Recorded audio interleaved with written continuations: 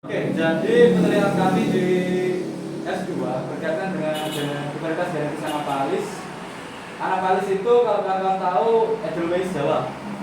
Edelweiss Jawa itu ya Edelweiss. Terus kemudian di sepanjang jalur pendakian Gunung Semeru. Nah, bagi yang suka mendaki gunung, nanti bisa mendaki gunung dengan saya. Karena S2 saya itu naik turun gunung itu untuk ngambil sampelnya ya. Terus kemudian dipetakan distribusinya, jadi bawa GPS kemudian jalan di sepanjang jalur pendakian itu ketemu Anaphalis apa gitu langsung dimarking, direkam koordinatnya, koordinat geografisnya. Titik-titik itu terkumpul semua, kemudian dimasukkan ke program GIS, kemudian nanti dapat peta distribusi spasialnya. Jadi di sepanjang jalur pendakian Semeru itu di titik mana saja sih Anaphalis-Anaphalisnya. Di sana itu ada 3 Anaphalis. Pertama Anaphalis javanica, Anaphalis longifolia, ya, dan satu lagi Anaphalis piscida. Itu. Jadi 3 spesies itu yang kami marking di sepanjang atau ditandai koordinat geografisnya di sepanjang jalur pendakian, mulai dari pos lapor Ranupani sampai ke puncak. Tapi karena di puncak itu antara daerah antara daerah Arcopodo sampai ke puncak Semeru itu pasir sehingga tidak ada tumbuhannya, sehingga saya sampai daerah Arcopodo itu daerah perbatasan vegetasi ketika kita mau ke puncak Semerunya. Nah, ini sekedar gambarannya. Kemudian diversitas genetis, kalau kita mau genetis itu berkaitan dengan gen. Jadi setelah saya dapat sampelnya, daun-daunnya sudah saya dapatkan, kemudian saya bawa ke laboratorium. Setelah di laboratorium kami isolasi DNA-nya, deoksiribonukleik acid ya. Apa itu nanti tahu kan? SMA semua kan ya? Nah, sudah pasti tahu. Itu jadi kami isolasi, kemudian dapat DNA-nya. Setelah itu kami amplifikasi pada intron tRNL-nya, gitu. Terus kemudian nanti di sequencing itu dicek ATGC-nya itu loh didapatkan. Akhirnya setelah itu dibandingkan per spesies, 3 spesies itu dibandingkan ada kesamaannya atau tidak pada intron tRNL ini, gitu kan ya? Apa itu Pak? Wis pokoknya seperti itulah. Sebagai gambaran, sebagai pengetahuan SMA dan MA semua kan tahu kan berarti aplikasinya mengapa kawan-kawan harus belajar DNA kan ya? Ya, DNA itu dari asam basanya apa saja? Bukan. IPA. Oh, yang IPA siapa yang IPA? IPA jaringan. Dan IPS. IPA juga. Oh, IPA. Apa? Masih ingat nggak? Bahasa nukleotidanya apa aja? Tidur. ATGC itu kan? Yo. ATGC itu kan? Adenin, tirosin, guanin, sitosin. Oh iya, ATGC. Itu nanti didapatkan itunya kan kawan. Jadi ini aplikasinya. Dulu pasti bertanya-tanya toh, ngapain mengapa harus belajar DNA gitu kan ya? Buat apa gitu lah. Karena kalau belajar biologi lebih mendalam, ya ini contohnya aplikasinya itu di sequencing namanya ya, sampai nanti dapat urutan bahasa nukleotidanya, gitu loh, DNA-nya. Seperti itu. Kasusnya Pak? Mas Bayu.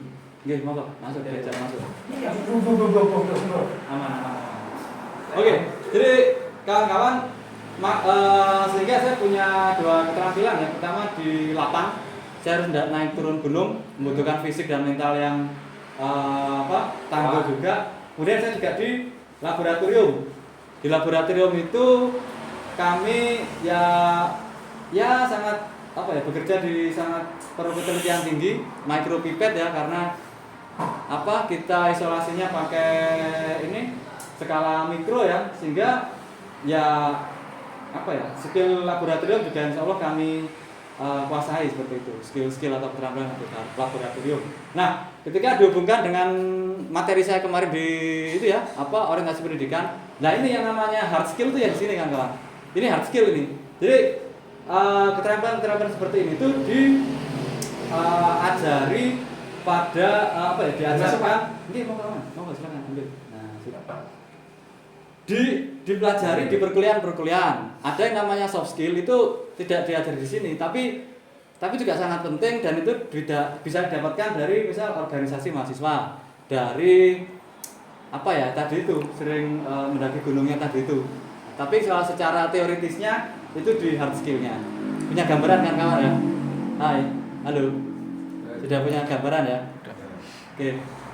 Yang dari MA pasti MA dan SMA pasti sedikit nyambung kan ya? Oh iya. Oke. Terus selanjutnya kita masuk ke ini ya. Jadi Mas apa namanya lupa kan? Bayu. Mas Bayu. Tadi kita masih perkenalan Mas. Oh, siap. Masih perkenalan. Nama saya ini Mas Bayu, bukan Haris Kurniawan. Ya saya lupa. Oh, Kan iya. udah kenal ini toh? Siap. Kami dulu S1-nya di Biologi Universitas Brawijaya. Penelitian kami induksi parthenogenesis pada siklus kardio. Untuk skripsinya S2-nya di Biologi Universitas Brawijaya dengan tesis diversitas genetis Anaphalis di sepanjang jalur pendakian Gunung Semeru dan pemetaan distribusi spasialnya. Tuh, ini. Kemudian di struktural kami di Biro Kemahasiswaan ITBM Banyuwangi. Makanya nanti kami sering kontak dengan kawan-kawan, sering berinteraksi ya. Jangan sungkan-sungkan dengan saya, jangan malu-malu dengan saya. Pak saya pengen debat dengan saya. Oke silakan monggo. Santai aja. Emang kayak gitu. Pak yang ngopi, Pak Om monggo silakan. Kita bahas lah. Enggak hanya tentang biologi ya, tapi juga mungkin masalah sosial, ekonomi, Ipolek, Sosbud, Hankam itu ya. Itu kami siap semua tentang gesah, tentang apa ya? Pak saya habis diputus pacar pengen curhat gitu. Monggo silakan. Kami sangat terbuka, monggo silakan. Pak, gak duit Pak, bayaran kopi nih siap, saya bayarin juga. Kita wis ini saking Lost Del Gaspol Remblongnya. Oh siap Pak. Totalitas perjuangan itu kan ya. Karena kalau di apa ya, kalau di Muhammadiyah itu perjuangan kan gitu. Kita berjuang dengan kawan-kawan sekalian gitu kan. Siap, monggo. Intinya itu. Terus oh ini yang tadi ya, kita cari yang ini. Lama Pak kayak gitu. Lu nyambung dengan cepat ya. Ya, Kedep. Oke, kita masuk ke materi kawan-kawan. Organisasi biologi atau biological organization ya. Jadi kawan-kawan, teknik industri pun juga harus menguasai apa ya, tentang dasar-dasar biologi ya. Jadi biologi itu mempelajari apa sih? Kemudian nanti kawan-kawan ruang lingkupnya mulai dari apa sampai apa gitu kan ya. Terus kemudian apa sih pentingnya biologi bagi teknik industri? Pasti gitu kan. Mengapa teknik industri harus belajar biologi? Nah, apa yang bisa kita dapatkan, apa yang bisa kita kerjakan, apa manfaat atau apa yang bisa kita lakukan dengan mata kuliah kita hari ini, dengan materi-materi kuliah kita hari ini. Itu kawan-kawan harus ini loh, harus tahu loh ya. Makanya itu apa ya, ketika dosen menyampaikan materi itu tanyakan saja, Pak, materi Bapak ini atau Bu, materi Ibu ini kira-kira apa manfaatnya untuk kehidupan saya misalnya, atau untuk karir saya ke depan gitu kan. Sebagai apa, agroindustrial engineer, sebagai apa, industrial engineering itu apa manfaatnya untuk kami ya? Itu kalau tanyakan saja, karena untuk materi-materi umum itu pasti ini ya, apa namanya, untuk menunjang kebutuhan saudara di bidang hal tersebut, terutama hal yang mata kuliah dasar ya, seperti itu. Itu semuanya pasti silakan ditanyakan ke dosennya, kan? Oke, organisasi ideologi.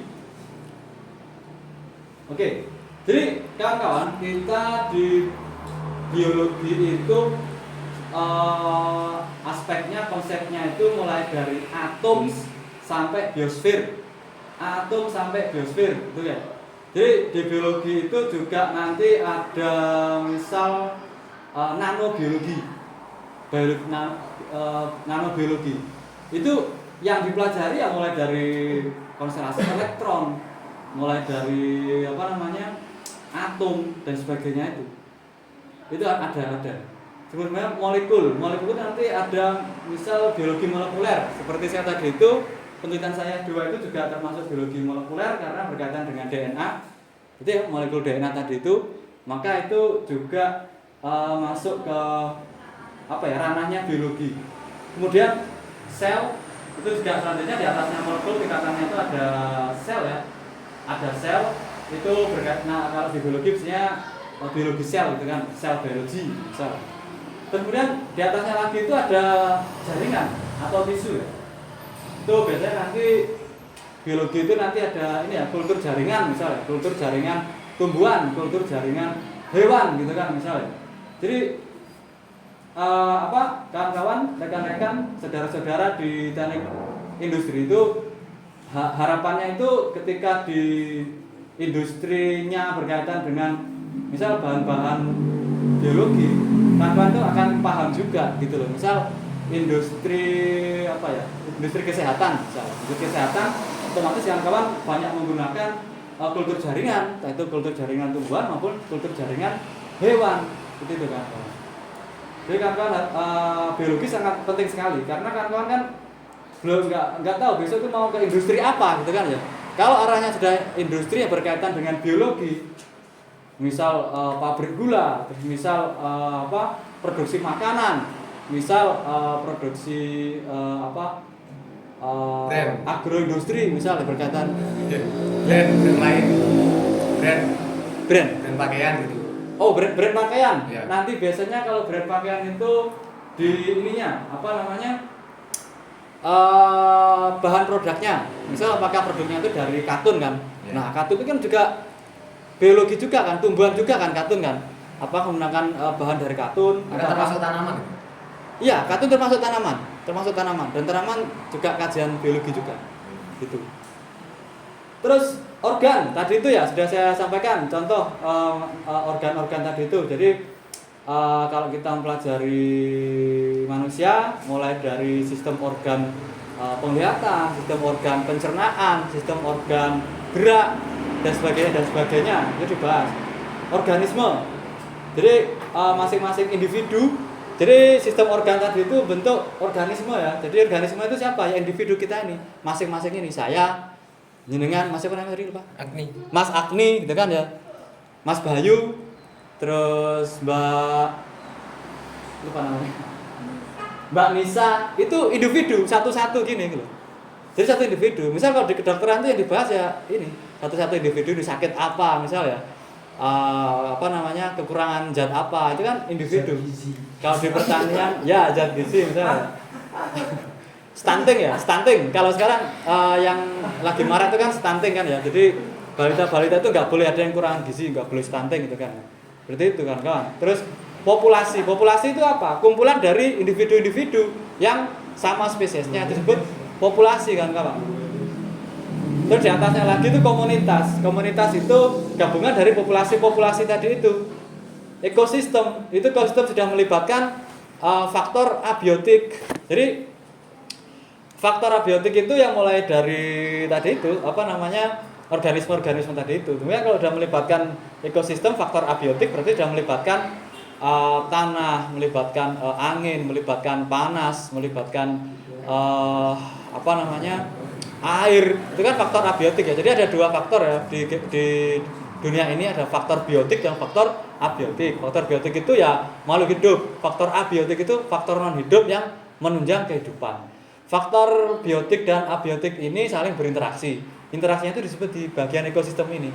Biosfer itu keseluruhan ekosistem tadi itu membentuk satu biosfer ini gitu kan kawan ya. Oke, dari sini bisa dilihat gambarannya ya. Sudah ada gambaran ya? Ada yang ditanyakan? Yang ditanyakan monggo silakan. Belum ada? Yang mau ditanyakan? Belum ada. Belum ya, lanjut ya. Oke, rekan-rekan sekalian. Nah ini kalau digambarkan ya, tadi itu kan berkoyok garis-garis tulisan ngeluh gitu kan, nggak ada gambaran. Nah ini sekarang ini ada gambarnya kan kawan ya. Jadi mulai dari atom, atom itu kecil segini loh. Ini dibahas di fisika ya, fisika dasar nanti.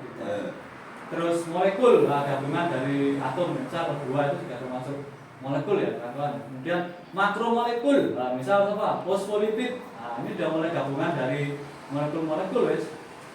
Fosfolipid itu ini ya pada molekul yang banyak terdapat pada membran sel. Fosfolipid. Kemudian gabungan dari makromolekul apa? Sel.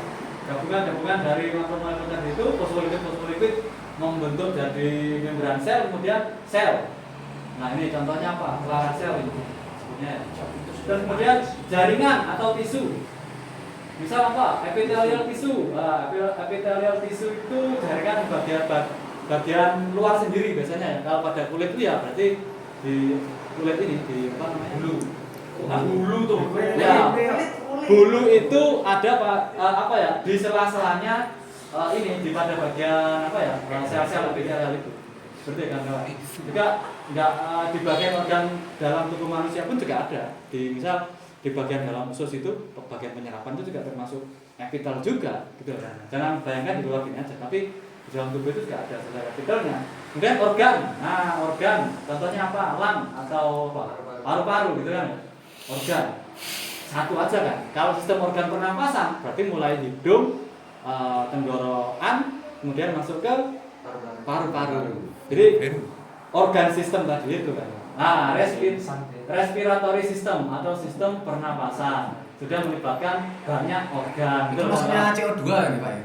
Hah? CO2, oksigen, pertukaran udara. Iya. Jadi untuk kita menghirup O2 atau oksigen, kemudian kita mengeluarkan CO2 atau karbon dioksida. Itu yang sudah lama di dalam itu kan ganti dengan yang udara yang baru itu. Benar sekali, saudara Bayu. Benar. Jadi Tidak selamanya di paru-paru dalam kan enggak? Tidak. Jadi ada saat-saatnya dia bertukar. Berapa detik atau menit kan? Kalau kita berapa sih kita tarik? Itu apa sesuai hembusan dari hidung nafas itu ya? Ada dua, biasanya dari hidung juga dari mulut juga bisa. Cuma kalau kita normal itu pakai dari hidung. Gitu. Dan nanti terus pertukaran CO2 dan O2-nya gimana Pak? Nah, di alveoli di bagian itu sudah masuk ke sel tadi itu, ke sel-sel tadi itu dan ke jaringan tadi itu di dalamnya sini juga. Ya, cuma organnya itu adalah jantung, paru-paru. Kemudian organisme, itu kan ya. Ini Panthera leo atau lion atau singa, itu kan ya kawan ya. Ya, ketutupan.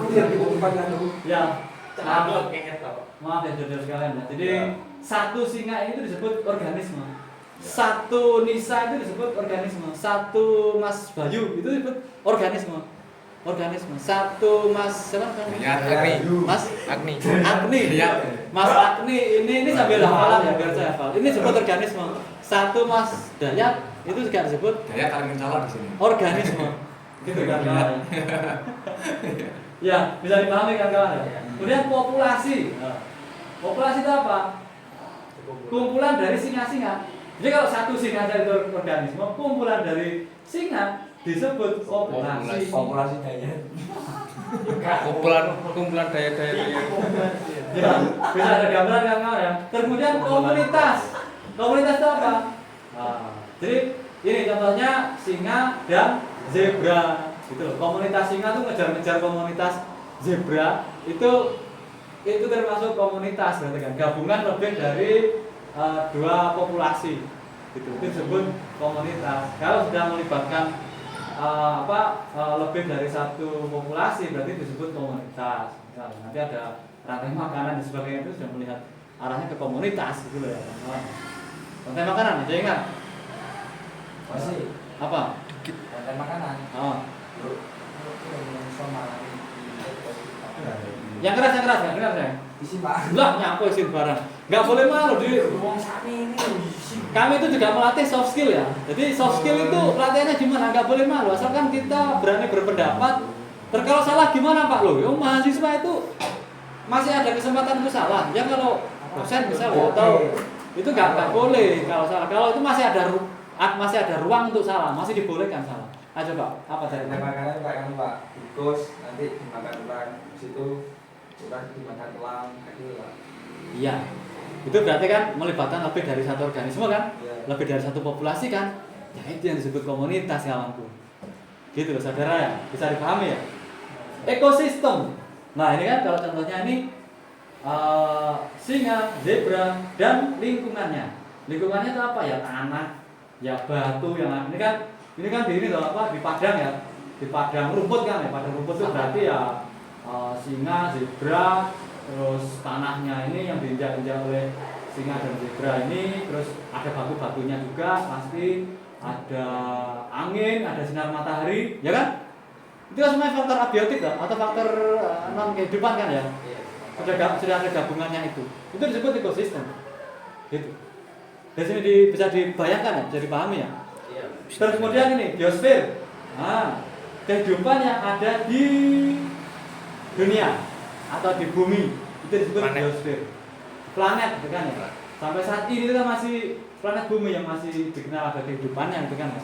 Meskipun memang ada usaha-usaha untuk penelitian tentang planet lain yang diduga atau kemungkinan ada kehidupan atau yang harapannya itu bisa untuk menunjang kehidupan gitu kan. Makanya penelitian sekarang itu arahnya kan bisa mentransfer manusia ke planet yang lain dan planetnya itu ternyata bisa menunjang kehidupan sehingga negara-negara lain itu negara-negara maju itu sudah mulai ini arahnya juga nggak ke ekspansi ke bumi lagi, mereka sudah arahnya ke luar angkasa gitu loh kan kawan ya. Ini loh yang kawan-kawan harus berpikirnya itu mulai dari atom sampai biosfer sampai mungkin ini tambah lagi besok ya, jangan-jangan ini Austral gitu kan ya, galaksi tingkatannya gitu kan. Ternyata mungkin manusia sudah bisa membuat koloni kehidupan di planet mana gitu misalnya Mars atau mana gitu kan ya. Gitu mungkin nanti juga tambah lagi tuh panahnya itu tambah lagi nanti apa gitu kan ya, galaksi atau apa gitu kan. Seperti itu kan kawan ya. Dari sini punya gambaran ya. Ada yang tanyakan? Halo. Ada yang tanyakan mulai dari atom sampai biosfer? Tuh. Maka sebagai seorang engineer, sebagai industrial engineer kan harus punya bekal pemahaman mulai dari bahwa biologi itu mulai dari atom sampai biosfer itu di lingkupnya itu seperti itu gitu kan kawan. Lingkupnya biologi. Oke, ada tanya kan? Kalau nggak ada saya lanjutkan slide berikutnya. Lanjutkan saja Pak. Lanjutkan siap. Oke. Nah ini level of biological organization. Jadi mulai dari aselular level sampai pre-cellular level sampai ke supercellular level. Nah, jadi mulai dari aselular level itu apa? Atom, molekul. Molekul itu sekumpulan dari atom kan ya. Kemudian biomolekular kompleks atau sekumpulan dari molekul. Kemudian subcellular level ada organel. Nah, organel itu penyusunnya sel. Ada organisasi itu ya? Gimana? Organisasi buat tumbuhan apa? Bukan, untuk sel. Planet. Organel itu sekumpulan dari biomolekul yang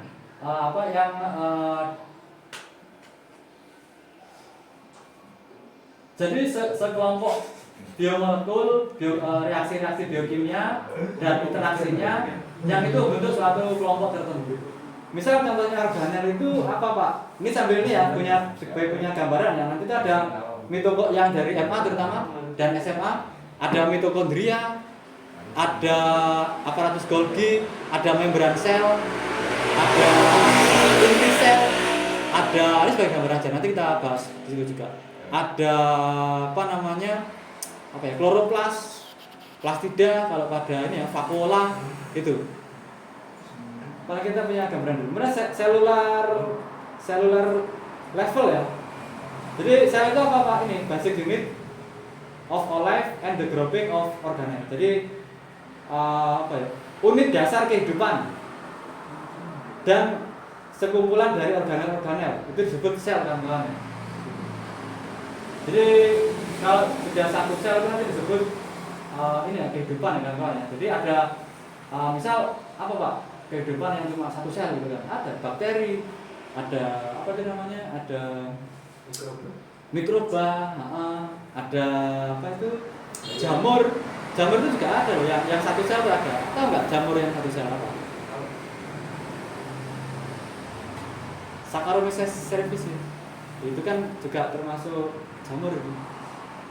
Tahu nggak itu? Itu untuk ragi.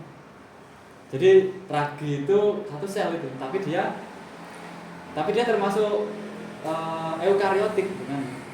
Apa Pak eukariotik dari yang masih ini kan? Masih ingat ya? Yang kita dengar dulu gitu ya? Iya. Oke. Gitu kan kawan. Kemudian lanjut lagi di super cellular level. Jaringan tadi, tisu atau jaringan itu sekumpulan dari sel-sel yang sekumpulan dari kelompok sel yang mempunyai fungsi tertentu. Kemudian organ itu sekumpulan dari jaringan yang membentuk fungsi tertentu. Misal organ apa tadi itu, jantung, hati, mata itu kan organ. Terus kemudian jantung, hati, mata itu juga tersusun dari apa? Jaringan-jaringan penyusunnya, gitu kan ya.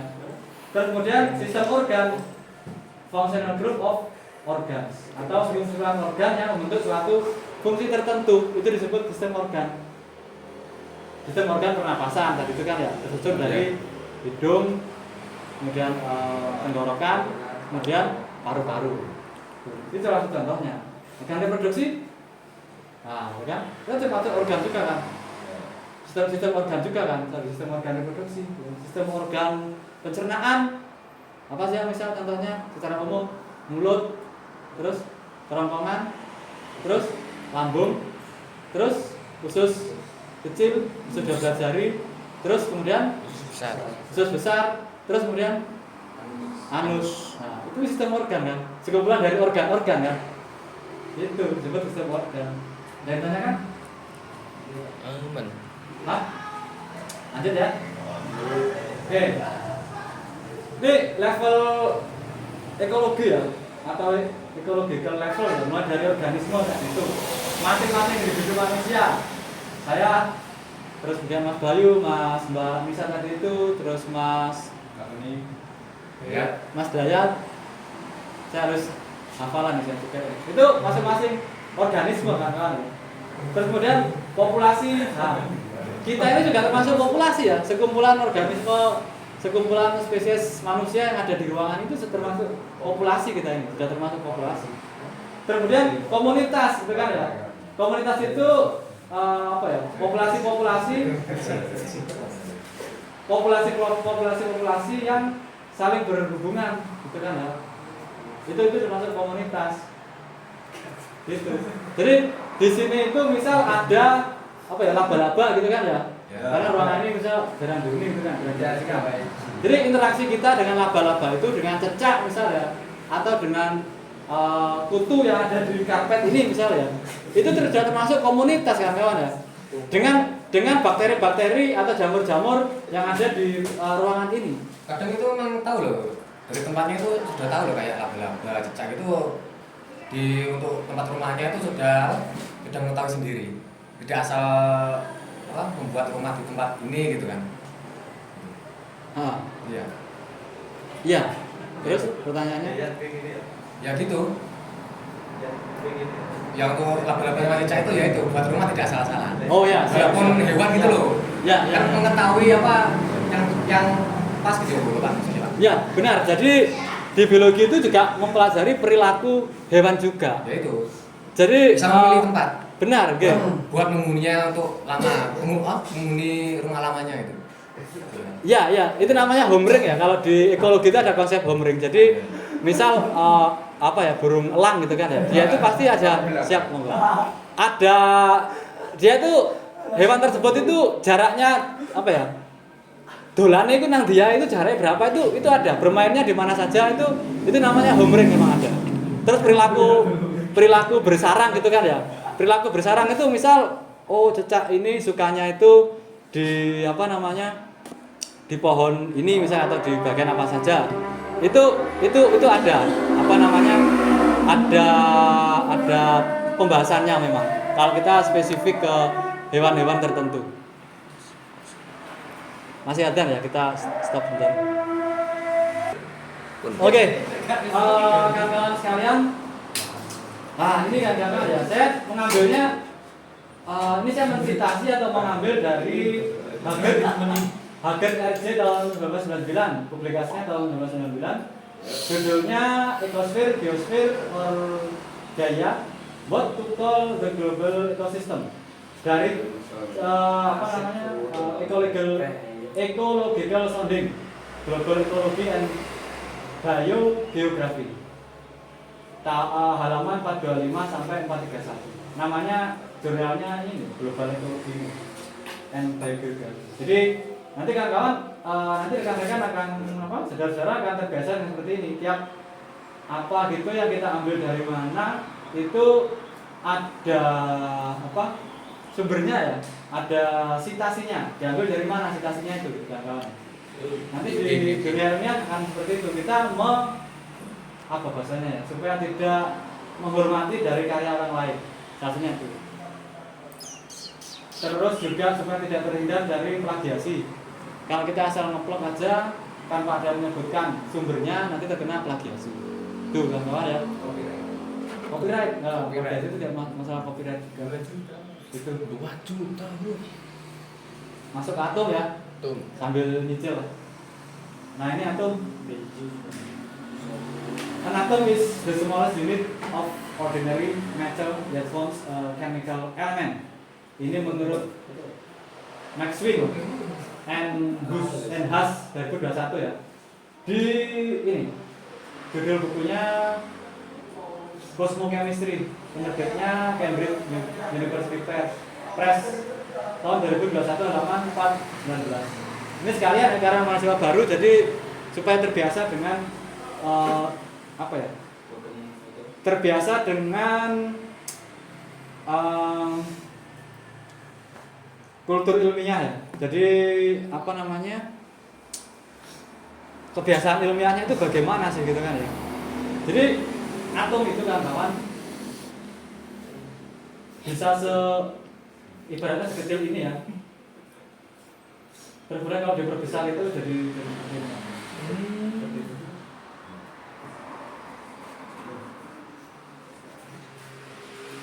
Oke, punya gambaran kan kawan ya. Bagaimana dengan molekul ya? Jadi sekecil ini itu kalau diperbesar bisa jadi 4 ya, Ini nanti dibahas di fisika dasar kan kawan ya, dengan dosen pengampu mata kuliah fisika dasar. Jadi intinya atom adalah unit terkecil dari suatu entitas yang membentuk suatu elemen kimia. Begitu kan kawan ya. Terus kemudian molekul itu apa Pak? It's a group of 2 or more atom. Jadi sekumpulan atom ya, bisa terdiri satu atau lebih atom yang saling berikatan bersama ya, berikatan atau berikatan bersama yang membentuk suatu suatu ikatan kimia atau chemical bonds. Jadi nanti ada dibahas di kimia nanti ya, di kimia dasar nanti sangat dibahas sekali, ada banyak macam ikatan kimia ya. Itu nanti akan mengikat masing-masing atom tadi itu sehingga akan membentuk suatu molekul. Ini yang bisa dibaca untuk bahan-bahan bacaannya nanti Compendium of Chemical Terminology dan sebagainya, General Chemistry nanti saya bagikan ya, ini filenya nanti. Terus kemudian ini molekul juga ya. Jadi Pak, molekul itu seperti apa Pak bentuknya Pak? Nah ini contohnya. Jadi ini menggunakan atomic force microscopy. Jadi mikroskop elektron kan kawan ya. Bentuknya kan hampir sama kan dengan sebelahnya ya. Juga simetris banget seperti ini kan ya. Tapi ya paling enggak kan sudah punya gambaran kan kawan ya. Iya. Mana karbonnya itu kan di sini kan karbon. Ya. Iya. Oksigen itu sebelah mana, berarti bekas sebelah sini kan ya. Kalau pakai perbandingannya yang kanan dan kiri itu oksigennya di sebelah sini. Oksigennya juga di sebelah sini juga ya kan kawan ya. Itu terus nama molekulnya ini 1,59 trioksil 13 azatriamulen. Dan ini kan its chemical structure, struktur kimianya. Ini dari Hapala dan kawan-kawan. Banyak autornya. tahun 2016 ya, dengan judul paper Mapping of Electrostatic Force Field of Single Molecule from High Resolution Scanning Probe Image, diterbitkan di jurnal Nature Communication. Seperti itu kawan-kawan ya. Jadi saya memberikan gambaran saja, kira-kira apakah atom, apakah molekul itu bisa dilihat Pak. Nah ini ya, kita bisa menggambarkannya, memvisualisasikannya, tapi dengan menggunakan bantuan mikroskop elektron, gitu ya. Itu memang harus pakai mikroskop ya? Iya. Pakai mata Telanjang nggak bisa. Telanjang? Ini ibaratnya itu goib. Goib itu kan nggak bisa dilihat dengan kasat mata, nggak harus. Kita harus bantuan, ya. Harus menggunakan bantuan. Bahkan yang sel pun itu juga nggak bisa kita lihat dengan mata telanjang. Kita harus pakai mikroskop cahaya biasa itu, gitu kan kawan. Gitu. Tapi paling nggak kan punya gambaran lah ya. Apakah bisa lihat molekul? Bisa nih. Mana buktinya? Nih, penelitiannya Hapala dan kawan-kawan ini ya, dengan judul seperti itu tahun 2016 nanti. Punya gambaran ya? Oke. Next. Nah ini.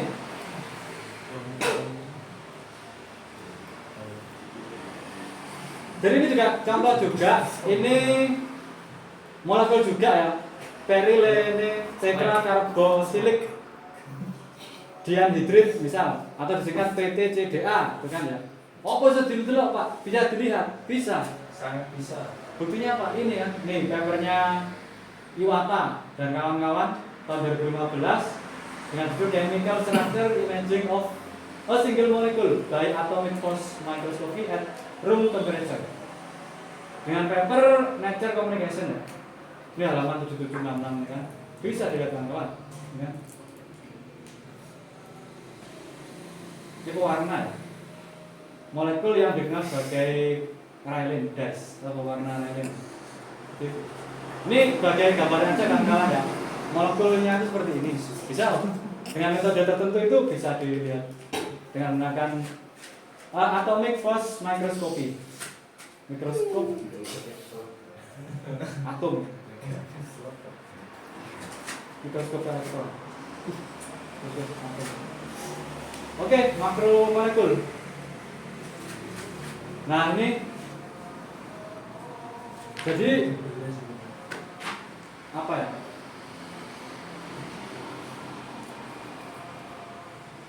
Jadi sekumpulan dari makromolekul yang tersusun, sekumpulan atau susunan dari suatu makromolekul yang kemudian membentuk suatu struktur kimia tertentu. Misal virus itu termasuk makromolekul ya, dan nanopartikel non biologis. Juga selular organel atau organel selular, kemudian ribosom itu termasuk makromolekul kawan-kawan.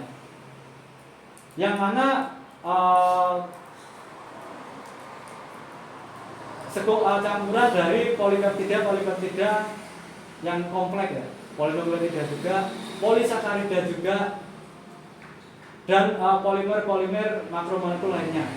Itu makromolekul. Nah ini contohnya. Apa itu? Ini kalau saya pakai ini bisa gerak nih kawan, bisa gerak. Kalau saya pakai yang tadi itu. Jadi misalnya apa? 50S ribosomal should be read from 50S ribosom ya. Jadi ini dari H. Morris Mortwick dengan menggunakan metode kristalografik ya kawan-kawan ya. Ini harusnya bisa berputar dengan kawan. Kalau cuma kan saya pakai PDF jadi nggak bisa berputar ya. Jadi ini ada sekumpulan dari molekul-molekul. Yang warna kuning ini sendiri, warna apa ya, agak kebiruan ini sendiri, molekul sendiri. Terus kemudian yang coklat-coklat ini juga sekumpulan. Ada yang hijau juga, ini juga. Jadi sekumpulan dari hijau kok sedikit sendiri itu apa gunanya? Ya, jadi struktur tertentu itu kan seluruhnya kan itu ya banyak gitu kan. Hadiahnya itu ya so hijau ada kan sedikit, tapi kan nggak sedikit yang warna hijau ya. Ya. Sedikitnya itu. Jadi apa ya? Kalau ini kan Apa tempelan, hanya tempelan atau tidak seperti itu. memang ada? Harus fokus lihat terus. Ribosom itu kan salah satu organel sel kan kawan-kawan ya, salah satu Ada organel namanya sel. ya? Yang hijau itu ya? Yang kecil sedikit sendiri itu? Ada molekul tertentu. Jadi saya belum ngecek juga itu molekul apa. Cuma nanti saudara bisa dicek di ini ya, di paper yang judulnya The Complete Atomic Structure of the Lab Ribosomal Subunit ini. Nanti coba dicari papernya ini, nanti disebutkan nanti kan ini molekul apa misal. Ini molekul apa yang apa coklat ini molekul apa, yang kuning ini molekul apa juga. Jadi tertutup mengapa kok cuma kecil Pak yang hijau Pak? Jadi masing-masing struktur molekul itu nanti mempunyai fungsi tertentu. Jadi suatu struktur itu pasti ada fungsinya itu untuk apa? Lah untuk bisa berfungsi seperti apa tadi itu? Ya. Oh ya. Mbak, paket Mbak. Paket COD. Siap. Jadi masing-masing struktur itu tadi itu nanti akan membentuk suatu fungsi tertentu. Untuk membentuk suatu fungsi tertentu tadi itu dia itu komposisi molekul-molekulnya itu pasti berbeda-beda. Gitu loh kawan ya. Sama kayak bangunan gedung ini gitu kan ya. Gedung ini itu kan antara misal pasirnya berapa, semennya berapa, terus besinya berapa, kerangka besinya ya. Airnya berapa untuk tadi kan ya proses apa namanya pembuatannya tadi itu ya, terus kacanya itu berapa, itu kan ada tujuannya sendiri-sendiri kan ya. Jadi gitu Saudara Bayu ya. Jadi mengapa kalau Pak hijaunya kok cuma sedikit sama dengan Pak, mengapa kacanya di ruangan ini kok cuma ya sedikit? Maksudnya kan itu gitu. kan ada yang ungu itu kan ya sedikit juga toh, yang ungu itu loh. Bawahnya kan sedikit, yang sebelah kiri atas tuh ya sedikit. Oh ya. Kenapa kok cuma hanya satu gitu? Ya. Itu sama dengan pertanyaannya gini, Pak, mengapa kok di ruangan ini cuma gedungnya kacanya cuma satu itu gitu misalnya. Sama seperti itu. Mengapa? Ya fungsinya untuk mengalirkan cahaya misalkan ya. Seperti itu itu. aja ya, ada fungsi ruangan gitu ya. Ya, kalau Ruangan, kita berpikirnya secara spasial, kita pasti arahnya ke sana memang. Seperti itu. Berarti hijau itu ada fungsinya tertentu. Seperti itu. Fungsinya apa? Entah itu molekul apa? Entah itu dalamnya ruangan apa kan beda kan ruangannya itu. Iya, cuma saya menganalogikan. Menganalogikan itu artinya membandingkan, membayangkan bahwa itu sebenarnya ruangan gitu loh. Itu tuh struktur 3 dimensi. Ruangan kita di sini itu kan juga yang tertempat ini kan juga 3 dimensi juga kan. Nah, jadi sudah punya gambaran ya, bayangan itu seperti itu perbandingannya. Halo. Sudah punya gambaran minimal ya? Ya. Nanti kalau belum terpasang kita diskusi lagi di luar kelas karena kita terbatasi jam. Kopi ya. Nanti kita ngopi bareng. Siap. Kita bahas sampai tamu Katanya ya. belum tidur. Oh, belum tidur. 24 jam. Lama di rumah sakit soalnya. Oh, gitu. Kalau di kuliah saya boleh tidur ya, Pak, ngantuk ya suruh apa gitu kalau saya. Santai saja. Kalau nanti di kuliah saya ada yang tertidur, jangan dibangunkan. Kasihan, mungkin habis bekerja ya, mungkin. Enggak, serius. Kakak tamu itu ada yang sambil bekerja loh kawan-kawan ya. Jadi saya tetap menghormati. Habis ngopi, Pak. Habis ngopi. Oke, punya gambaran ya, konsep 3 dimensi, konsep ruangnya ya. Seperti itu. Sel. Sel. Kita sampai jam 12. Ya. Oke, siap ya. Siap. Sampai jam 12 ya. Siap. Siap, masih ada istirahat 1 jam kan? Tinggal 20 menit lagi, Bro. Oke. Kita masuk ke sel kan kawan ya, sistem organ sel ya kawan. Masuk ke organisme bagian sel. Sekilas saja gitu. Jadi sel itu apa? The cell is the basic structural and functional units of life forms. Nah, ini yang konsep dasarnya ini dari Bruce Albert ya. Bruce Albert ini buku Molecular Biology of the Cell. Terutama yang ini yang edisi keempat ya, 4th edition. Apa namanya? Jadi sel itu adalah struktur dasar dan fungsional dari suatu kehidupan. Gitu.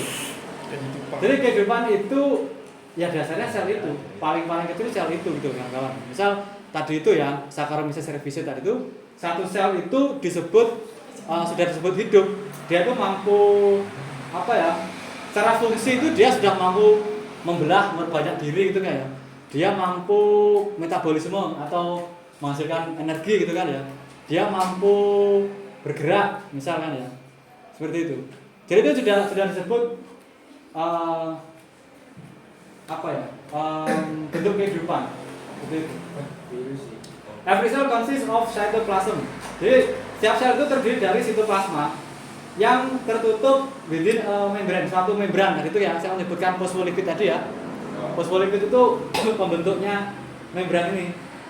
Which contain many biomolekul yang terdiri dari banyak biomolekul. Tadi itu ya biomolekul apa? Sudah disebutkan tadi itu ya. Contohnya misal protein dan nukleik asid dan asam nukleat gitu misalnya. Seperti itu. Sel itu seperti itu kan.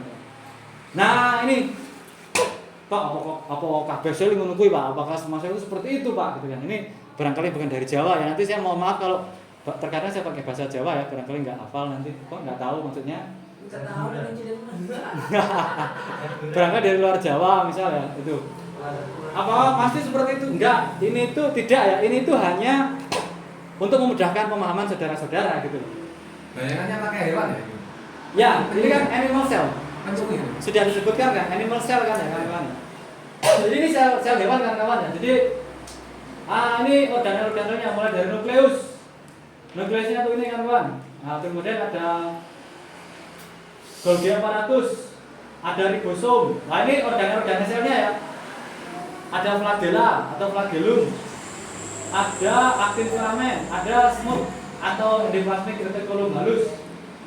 Ada RNA kasar, ada sitoplasma, ada secretory vesicle, centrosom, peroxisom, mikrotubul lisosom.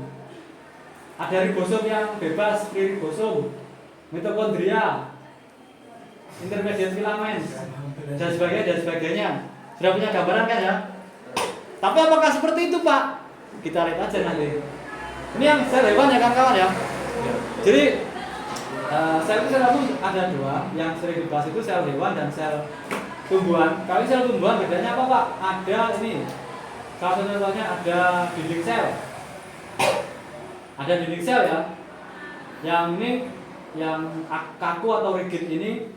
Kemudian ada kloroplas. Ini yang membedakan. Yang di sel hewan tadi itu enggak ada kloroplasnya. Kecuali ada membrana misalnya ada. Ada vakuola. Nah, ini. Ada vakuola. Itu yang membedakan sel tumbuhan dan sel hewan, salah satunya ya. Seperti itu.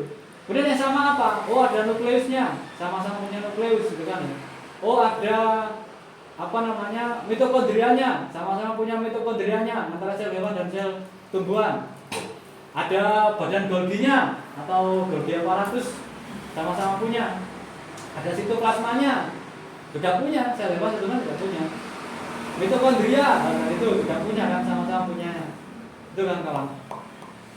Apakah semua sel seperti ini, Pak? Ini animasinya kan kawan, untuk memudahkan kawan-kawan dalam memahami sel tumbuhan. Gitu. Nah, ini loh yang aslinya. Jadi tadi itu animasinya, terus aslinya itu seperti apa tuh, Pak? Sel itu, Pak. Ini apa ya? Bovine pulmonary artery endothelial atau BPAE. Jadi ini fluorescent ya. Jadi apa ya? Asam nukleat atau inti, intinya nuklei atau inti itu yang berwarna biru ini. Ini tuh inti selnya kan kawan. Ini inti selnya, inti sel.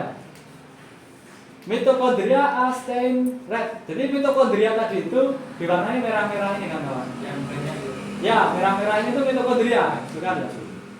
Terus mikrofilamen are stained green. Jadi yang green atau hijau ini adalah mikrofilamen. Mikrofilamen. Jadi kawan-kawan jangan bayangkan apakah sel itu selalu seperti ini ya. Sel hewan itu seperti ini, enggak. Realitanya itu seperti ini loh kawan-kawan. Terkadang kita itu untuk melihat mitokondria saja atau melihat mikrofilamen, kita melihat inti sel, kita itu nggak semudah digambar ini. kita harus beri pewarnaan dulu kan kawan supaya terlihat. Dan lagian cuma kalau di bawah mikroskop ya cuma kayak telik-telik gini aja, bentuk titik-titik gini aja, gitu loh. Jadi sebetulnya tidak semudah yang digambar tadi itu kan kawan ya. Tapi dari sini punya gambaran ya. Untuk melihat satu sel itu nanti ada metode-metode tertentu, pewarnaan tertentu, diberi perlakuan tertentu, rendam dulu dengan etanol, dengan fiksasi dan sebagainya, cara pengirisannya bagaimana. Itu semuanya cukup rumit. Paling enggak kan punya gambaran ya. Suatu saat dengan sudah bekerja di mana gitu ya, di laboratorium mana sebagai manajernya gitu. Mosok Pak Lukman ngapusi katanya sel bentuknya seperti ini, ternyata setelah kami amati bentuknya seperti ini gitu kan ya. Tidak seperti itu. Ini itu hanya untuk memudahkan saja, perumpamaan saja. Sekarang lihat. Ini contohnya juga ini ya. 6 menit. Oke. Ada HeLa sel ya. Jadi dia itu sel kanker ya. Ya, dia berwarna biru.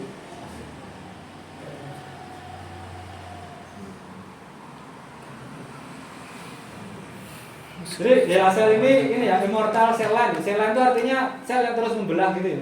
Terus membelah. Dan HeLa ini kawan ya, ini menarik kan kawan ya. Jadi sel ini dulu diisolasi atau diambil dari orang yang nama Henrietta Lacks. Dia sel-sel kanker cervix. Dia mempunyai kanker cervix. Kemudian diambil pada 8 Februari 1951. Dia seorang Afro-Amerika, seorang ibu dengan 5 orang anak yang kemudian meninggal karena kanker tadi tahun 1951. Oktober, jadi diambilnya Februari, bulan 8 Februari 1951, meninggal tahun 4 Oktober 1951. Ini menarik. Dan sampai sekarang selnya masih hidup kan, Pak? Meskipun inangnya mati. Iya, meskipun Henrietta Lacks ini meninggal, tapi selnya ini terus membelah. Karena kayak dia terus diperbanyak di laboratorium. Meskipun orang sudah meninggal, tapi selnya masih hidup. Kan masih membelah terus kan? Diperbanyak lagi, dibawa ke Amerika, dibawa ke Eropa, dibawa ke Indonesia. HeLa sel ini ya. Dibawa gitu ke semakin membelah kok semakin berkembang gitu ya? Apa kulitnya yang melar itu? Apa? Kulitnya bisa melar gitu kulitnya? Tidak. Ini bukan sel kulit ya. Apa ya? Dia ini loh, cervical cancer cell ya. Jadi sel kanker cervix. Cervix itu kan di daerah sistem reproduksi wanita kan? Ya? Ada kan. Biasanya kan yang sudah populasinya sudah meninggal itu ya. Kan tinggal sedikit. Ini kok ada gitu loh, meninggal justru populasinya itu perkembangannya semakin besar. Jadi Henrietta ini diambil tahun 51 itu diambil selnya. Selnya itu tadi itu kemudian dikembangbiakkan di laboratorium dengan menggunakan kultur sel. Kan karena dia itu sel kanker, dia kan terus membelah jadi banyak kan. Dan kemudian dia di subkultur itu diambil, ditaruh di petri dish atau petri dish tahu ya? Ada labnya sendiri, laboratoriumnya sendiri. Ada. Sehingga dia terus membelah, dia dikasih media baru, dia membelah, dikasih makanan baru, dia membelah terus sampai sekarang. HeLa sel ini kan. Meskipun si orangnya yang diambil tadi itu sudah meninggal. Paham ya? Paham punya gambaran ya? Selnya masih hidup sampai sekarang, diperbanyak meskipun orangnya sudah meninggal. Punya gambaran ya? Selnya loh bro, bukan orangnya ya. Selnya ya. Paham ya? Saudara baju ya? Selnya. Ya, Berarti kan dalam selnya manusia ya. Henrietta itu organisme. Terus kemudian ditarik ke bawah lagi itu selnya Henrietta tadi itu diambil. Kemudian diperbanyak gitu loh. Ya itu kan justru itu kan yang diambil organ, jual beli organ kan itu. Ya, tujuannya. Meskipun orangnya udah Ya, meninggal, itu. organnya Kan masih dilewatkan, kan? masih hidup kan. Nah, Meskipun hidupnya di Kan harganya mahal. ya, meskipun di organ tubuh orang lain kan ya. Ya. Nah, seperti itu. Saya punya gambaran. Kalau ini sel, ini cuma sel. Sel itu penyusunnya organ gitu loh. Halo, punya gambaran ya? Meskipun misal nanti siapa gitu ya diambil organnya. Donor dari keluarga siapa yang mau didonorkan yang sama gitu kan bisa. Ya, itu syarat untuk ini ya, apa namanya? Cangkok ya, untuk mentransfer organ. Ya asalkan yang meninggalnya itu belum lama banget. Ya, yang penting masih berfungsi ya. Ya. Nggak terlalu lama juga, ataupun nanti juga ada teknik tertentu untuk pengawetannya, pengawetan organ tersebut. Gitu. Menarik kan kawan ya? Ya. Biologi menarik ya. Ya mantap men. Nah ini kan, Untuk pasangan. halo, nih terakhir, slide terakhir. Jadi apa sih bedanya sel hewan dan sel tumbuhan? Nah, kalau pada sel tumbuhan itu ada dinding selnya. Kalau pada sel hewan tidak mempunyai dinding sel. Kalau pada sel tumbuhan dia memiliki plastida. Kalau pada hewan tidak mempunyai plastida. Ya. Kalau pada sel tumbuhan dia memiliki sentrosum. Kalau pada sel hewan dia tidak memiliki sentrosum. Ada yang ditanyakan mulai dari slide awal tadi itu sampai terakhir ini? Aman. Aman ya? Aman. Aman? Nanti Jumlah sel lah. hah? Jumlah sel tadi yang merah. Masih kepikiran Pak yang merah tadi loh. Oh yang merah tadi. Oke, balik lagi yang merah ini loh. Pak, Oh ya. Oh iya. cukur terus. Jengkol. Kalau bisa kalian sebentar. Bangun. Oh, orang merah lah. Sekule pucai merah. Kalau jumlahnya berapa Pak? Itu ada penghitungan sel, itu ada metodenya sendiri kan kawan? Itu salah satunya itu kalau yang penelitian dosen saya dulu itu Pak Wahymin dulu itu penelitiannya tentang pakai metode flow cytometry kan kawan ya? Ya. Jadi flow cytometry itu selnya dihitung dengan pakai aliran gitu loh. Dengan apa namanya? Alat tertentu itu bisa dihitung berapa sih jumlah ininya. Nanti dikuantifikasi itu jumlah. Misal dengan metode tertentu itu kita bisa memisahkan mitokondria ini gitu, atau gimana gitu. Kemudian mungkin nanti pakai metode tertentu, pakai flow cytometry tadi itu bisa dihitung berapa jumlahnya gitu. Itu kuantifikasinya seperti itu. Tahu ya? Kalau pernah dengar flow cytometry siapa Mas Dayat? Wah, Pak, ini kurang bukan Iya. Flow cytometry salah satu metodenya itu bisa untuk menghitung sel, mungkin juga dengan modifikasi protokol tertentu untuk menghitung apa mitokondria juga bisa juga. Tapi saya nggak mendalami ini juga kawan. Ya. Kalau saya terakhir penelitian saya di hutan, saya lebih banyak ke biologi hutan sih. Tapi untuk sedikit memberikan pengantar biologi sel ya, insya Allah paham, bisa saya berikan kawan. Oke, kalau ada pertanyaan kami tutup. Terima kasih. Nanti kalau ada diskusi bisa kita lanjutkan setelah ini atau kapanpun, dimanapun. Kalau Pak, saya ingin tanya ini, silakan. Kalau Pak saya enggak ada mau rapat atau mau apa kepentingan lain, kita diskusi. Pak, ngopi Pak, kita debat Pak. Oh siap. Apalagi tentang biologi, Pak ini sambil merem mungkin insya Allah bisa saya gitu kan ya. Siap, monggo. Ngeri. Silakan. Demikian dari saya. Kurang lebihnya mohon maaf. Kalau ada benarnya itu dari Allah SWT. Kalau ada salahnya dari saya sendiri. Semoga sedikit ini bisa memberikan inspirasi, semangat untuk kawan-kawan, pengetahuan untuk bekal kawan-kawan sebagai chemical engineer yang akan datang. Kurang lebihnya mohon maaf. Billahi taufiq fasabikul khairat. Nasrul minallahi wa fathun qarib. Wa basyiril mu'minin. Assalamualaikum warahmatullahi wabarakatuh. Waalaikumsalam warahmatullahi wabarakatuh.